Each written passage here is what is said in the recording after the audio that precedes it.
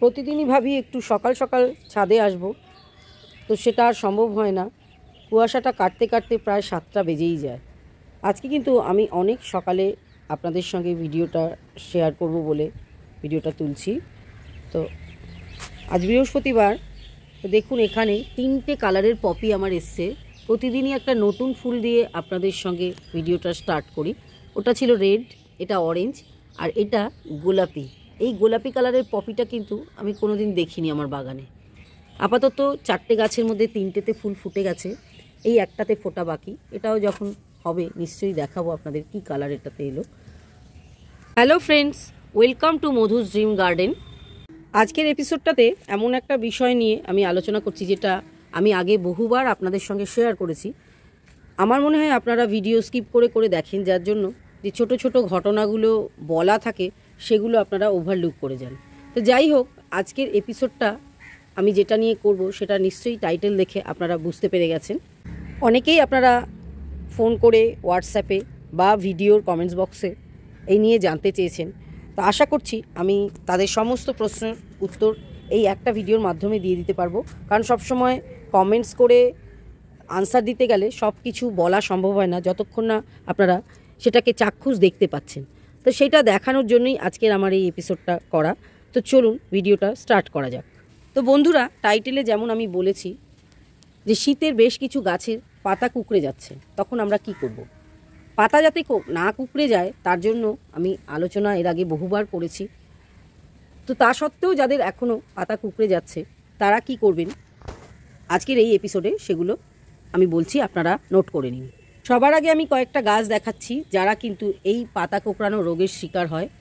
যেমন প্রথম গোলাপ গাছ। গোলাপ গাছে কিন্তু পাতা কোঁকড়ানো একটা বিশাল সমস্যা। এইটা হয় মাকড়ের অ্যাটাক থেকে। এছাড়াও আরও যে দুটো ফুলের গাছ আছে সেই দুটো হচ্ছে এই ডালিয়া। ডালিয়াতে তো প্রচণ্ড পরিমাণে পাতা কোঁকড়ানো রোগের শিকার হয়। এছাড়াও রয়েছে গোল্ড বা আমাদের সবার প্রিয় যে একটা উইন্টার ফ্লাওয়ার, গাঁদা ফুল। প্রত্যেকেই আমরা যেটা লাগাই, এবং এই গাঁদা ফুল গাছটা কিন্তু প্রচণ্ড পরিমাণে সমস্যা হয় এই মাকড়ের। এগুলোতে গেল কমন কিছু গাছ যেগুলো আমরা প্রত্যেকেই লাগাই। এছাড়াও আরও কয়েকটা গাছ আছে যাদেরও কিন্তু এই মাইটসের অ্যাটাক হতে পারে। তার মধ্যে রয়েছে ইমপেশন, শীতের একটা খুব ভালো ফুল, এতেও কিন্তু প্রচণ্ড পরিমাণে মাকড় অ্যাটাক করে। এছাড়াও রয়েছে অ্যাস্টার, ভারবেনাতেও মাকড় অ্যাটাক করে। হচ্ছে শীতের একটা সুন্দর ফুল জারবেরা, এতেও কিন্তু প্রচণ্ড পরিমাণে মাকড়ের অ্যাটাক হতে পারে। হলিহক, মালভা, আর রয়েছে সালভিয়া। একটা সহজ ফুলের গাছ কসমস, এতেও কিন্তু মাকড়ের অ্যাটাক হতে পারে। স্ট্রবেরি শীতে অনেকেই আমরা লাগাই, প্রচণ্ড পরিমাণে মাকড়ের অ্যাটাক হয়। টমেটো, ক্যাপসিকাম, লঙ্কা, বেগুন, এই ধরনের শীতের সবজি আমরা প্রায়শই লাগিয়ে থাকি। এগুলোও কিন্তু মাকড়ের অ্যাটাকে একেবারে শেষ হয়ে যেতে পারে গাছ। এবারে আমি বলছি, পাতা কোঁকড়ানো যে সবসময় মাকড় থেকে হয় তাও নয়, আরও একটা কারণে হয়ে থাকে। সেটা হচ্ছে মাটিতে যদি আপনাদের জলের পরিমাণটা বেশি হয়, অনেক সময় সেই কারণেও পাতা কুঁকড়ে কালো হয়ে যায় এবং কেরম ছাই ছাই মতন হয়ে সেই পাতাগুলো দড়ির মতো ঝুলতে থাকে। এত কিছু করার পরও আমার কিন্তু এই যে গাঁদা ফুলের গাছটা, এটাতে কিন্তু এই সমস্যাটা দেখা দিয়েছে। আপনারা আপনাদের গাছের সঙ্গে মিলিয়ে নিন যে আপনাদের কি এই সমস্যাটা হয়েছে। আমার যদিও প্রতি সপ্তাহেই আমি পেস্টিসাইড স্প্রে করি, তা সত্ত্বেও দেখুন এটা হয়েছে। এটা যখনই কোনো গাছে হবে, ভালো গাছগুলো থেকে একে সেপারেট করে আপনারা একটু আলাদা করে রেখে দেবেন। কারণ যদি মাকড়ে আক্রান্ত হয়, এই যে গাছটা আপনার খারাপ হতে আরম্ভ করেছে সেগুলো কিন্তু বাকি গাছগুলোকেও নষ্ট করে দিতে পারে। সেই জন্য সবসময় মাকড়ে আক্রান্ত হওয়া এই রকম ধরনের গাছকে সেপারেট করে আলাদা একটা কোণায় রেখে দেবেন। এবারে যেটা করবেন, যেই সমস্ত ডাল বা পাতাগুলো বেশি এফেক্টেড হয়েছে সেইগুলোকে গাছ থেকে একদম কেটে ফেলে দেবেন। একদম বাগানের ভেতরেও রাখবেন না। আপনারা যদি শুকনো পাতা ডাম্প করেন তার মধ্যেও কিন্তু এই পাতাগুলোকে রাখবেন না, একদম আলাদা সেপারেট করে ফেলে দেবেন। তা আমি এখানে দেখুন বেশ কিছু শুকনো ডাল পাতা আমি গাছটা থেকে কাট করে নিচ্ছি। ঠিক যেভাবে আমি কাটছি আপনারাও কিন্তু কেটে এগুলোকে বাদ দিয়ে দেবেন গাছের থেকে। এইভাবে একে একে সব কটা পাতা আমি কেটে নিলাম। কারণ কি, এই পাতাগুলোর মধ্যে যদি মাকড় লেগে থাকে, অলরেডি সেগুলো রয়েছে, তো এইগুলো গাছ থেকে বাদ দিয়ে দেওয়াই ভালো।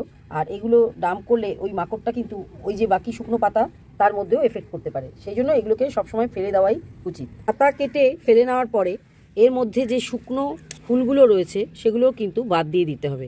শুকনো ফুল কিন্তু গাছের অনেকটাই এনার্জি লস করে, তো আপনাদেরকে কিন্তু গাছের শুকনো ফুলগুলো এইভাবে কেটে ফেলে দিতে হবে। দেখতে পাচ্ছেন আমি কেটে দিচ্ছি। তো যেই সমস্ত শুকনো ফুল আছে সব এইভাবে কেটে ফেলে দিতে হবে।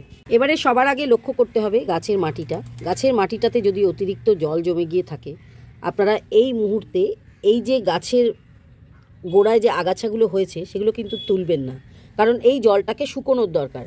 শুধু গাছটা এই জলটাকে নিশ্চয়ই টানতে পারছে না, যার জন্য অতিরিক্ত জল জমে গেছে, যার কারণেও কিন্তু পাতা কুঁকড়ে যেতে পারে আপনাদের। তো সেইটা আপনাদের লক্ষ্য রাখতে হবে। এই মুহূর্তে আমরা এই সমস্ত আগাছা গাছের গোড়াতেই রেখে দেবো, কারণ এরাও খানিকটা জল গাছে টেনে নেবে। এবারে যেটা প্রয়োজন, মাকড় নাশক একটা পেস্টিসাইড আমাদের গাছে স্প্রে করতে হবে। সেটা যদিও এখন আপনারা দিনের বেলায় স্প্রে করতে পারবেন না, আপনাদের বিকেল পর্যন্ত সেটার জন্য ওয়েট করতে হবে। তো যাই হোক, আমি দেখাচ্ছি কি কি পেস্টিসাইড আপনারা এখানে স্প্রে করতে পারেন। আমি আপনাদের এখানে 3-4টে পেস্টিসাইডের কথা বলবো, যেগুলো আপনাদের কিন্তু এই মাইটস বা মাকড়কে নিয়ন্ত্রণ করতে সাহায্য করবে। তার মধ্যে প্রথম যেটা আমাদের সবার কাছে সহজলভ্য সেটা হচ্ছে কনফিডার। কনফিডার নিতে পারেন, জৈব যদি চান আপনারা কাকা নিতে পারেন। এছাড়া আরও একটা মাইক্রোনিউট্রিয়েন্টস সমেত মাকড়নাশক হচ্ছে সুপার সোনাটা, যেটা আপনাদের গোলাপ গাছে খুবই কাজ করবে।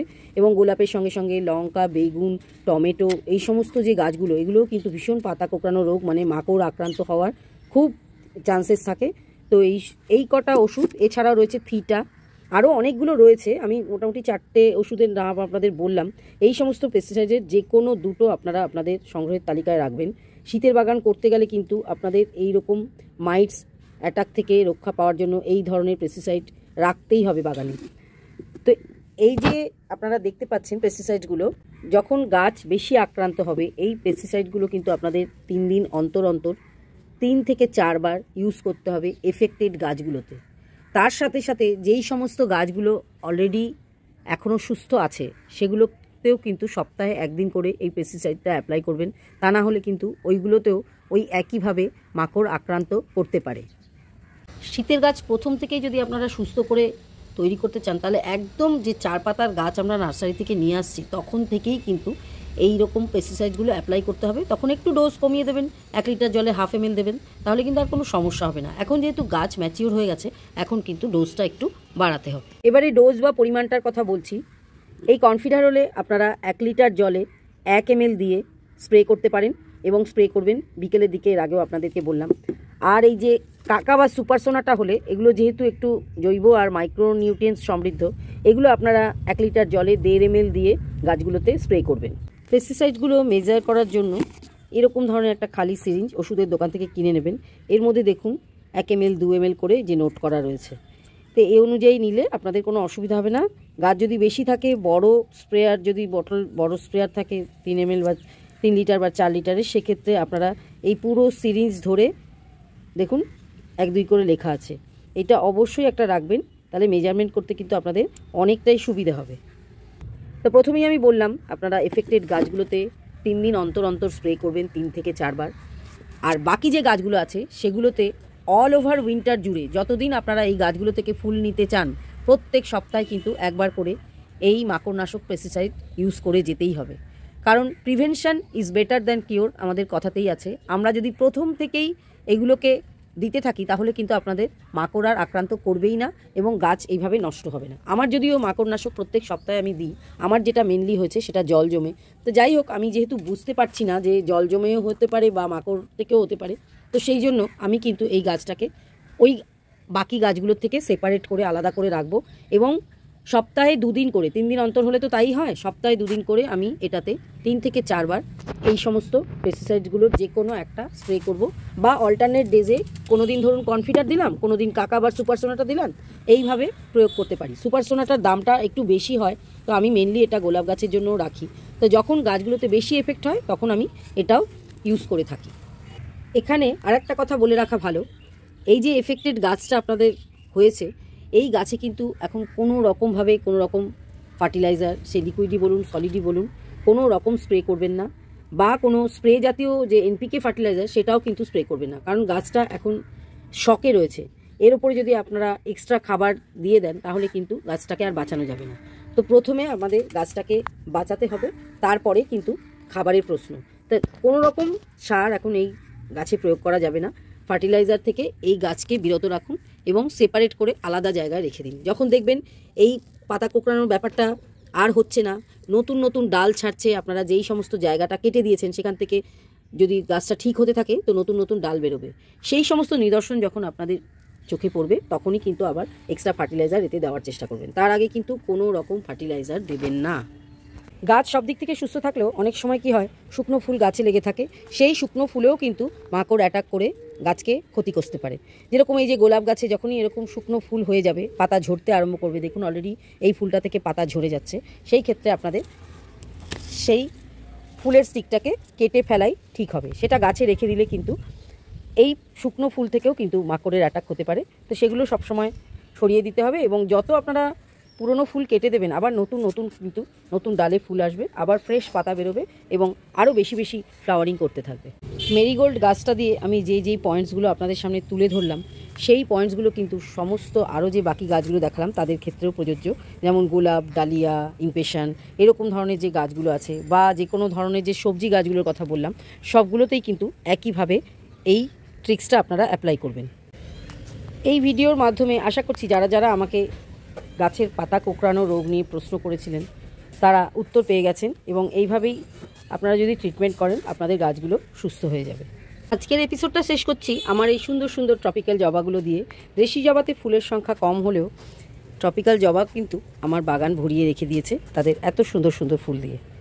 তাহলে আজ এখানেই শেষ করছি, দেখা হবে আবার পরবর্তী এপিসোডে অন্য কোনো নতুন টপিক্সের সঙ্গে।